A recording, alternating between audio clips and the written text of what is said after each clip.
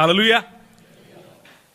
అయితే నా ప్రశ్న, గెర్షోము అనుభవం అన్నది మొదలైనప్పుడు ఆ గెర్షోము అనుభవాన్ని పొందకుండా గెర్షోము అనుభవము చాలా ఎక్కువైపోయింది, ఇక నేను తట్టుకోలేను అని విడిచిపెట్టిన బ్రతుకులే ఎక్కువ కనిపిస్తాయి. గెర్షోము అనుభవాన్ని అనుభవించలేని బ్రతుకులే ఎక్కువ కనిపిస్తాయి. కొద్ది దూరం వెళ్ళగానే ఇక చాలు, నాకు అవసరం లేదు అని విడిచిపెట్టే అనుభవాలే ఎక్కువ కనిపిస్తాయి క్రైస్తవుల జీవితాల్లో. ఈరోజు మిమ్మల్ని నేను ప్రశ్నిస్తున్నాను, ఈ అనుభవంలో దేవునితో పెనుగులాడే దేవుని వద్ద నుండి దేవుని చేతిలో ఒక మంచి యుద్ధోపకరణముగా మారే అనుభవాన్ని నువ్వు కలిగి ఉన్నావా లేదా అని నేను అడుగుతున్నాను.